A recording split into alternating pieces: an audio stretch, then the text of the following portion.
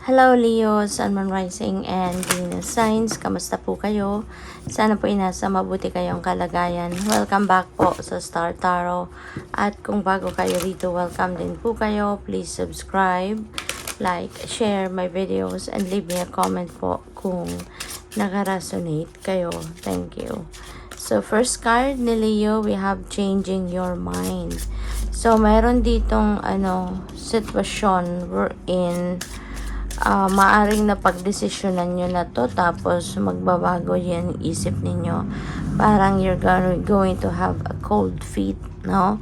On this particular situation. So, kung ano man ito,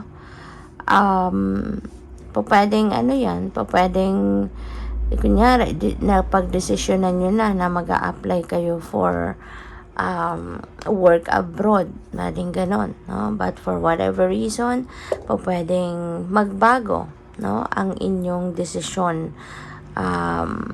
Let's say for example, you're going to put up a new business or gusto ninyong makipagsosyo and maybe, no, nakapag-desisyon ka na, nakapag-prepare na ka na, nakapag-confirm ka na, 'di ba, sa ibang tao na itutuloy mo yon. Tapos all of a sudden, diba, maybe you're going to change your mind. Mga ganong klase pa. So for some of you as well, no, magre-retire na, Leo, no? So this is the time na parang napagod na din siguro kayo. Kaya po pwedeng early retirement. Ito yun ang napipick up ko. For some of you, mag-early retirement. Kung eligible na kayo, siguro kukunin nyo na yung opportunity na yan, na makapag-retire na.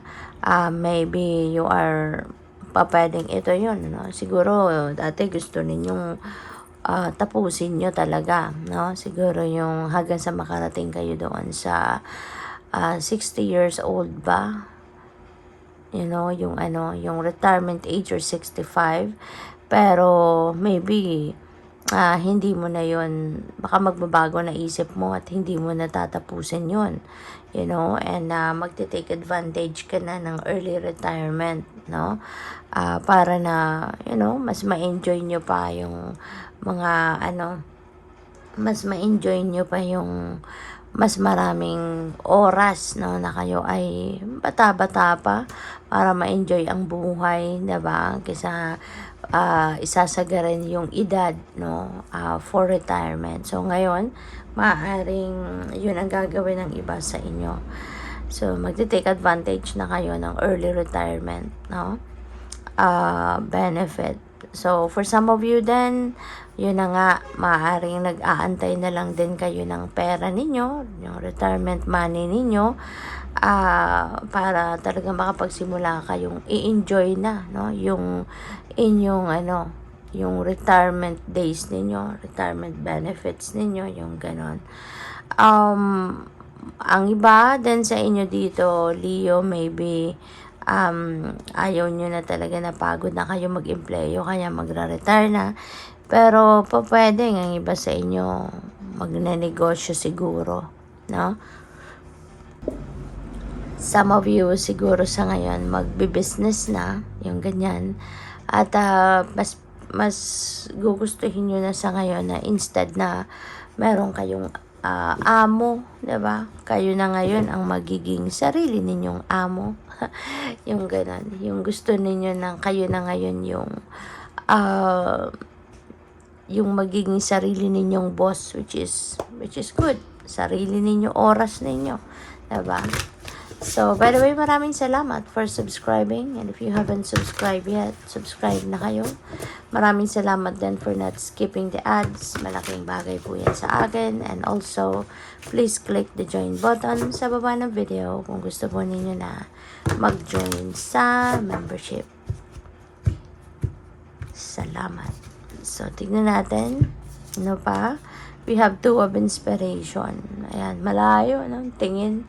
Maaring you are going to set new intentions dito or new goals, and this could be long-term goals, no, na iisipin ninyo or pinagdidiskartehan ninyo dito. Maybe you are planning to um, to, yun nga, baka meron kayong business na ipuput up somewhere, diba? Ngayon pa lang, pinag-iisipan mo na. Or this could be related, no, to those people na nag-retire na nga, or magre-retire na. Siguro nag-iisip kayo sa ngayon na kapag nakuha ko na yung pera ko, yung retirement money ko, I'm going to put up a business sa ganito, sa ganyan, or mag-a-abroad ako, ganito, ganyan. So, siguro you are making plans, no, sa ngayon.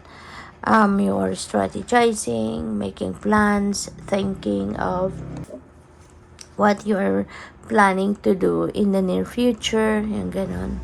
Si two of inspiration kasi this is also travel energy, kaya most likely ang iba sa inyo talagang merong balak na pagta-travel dito, no? So, good luck sa'yo.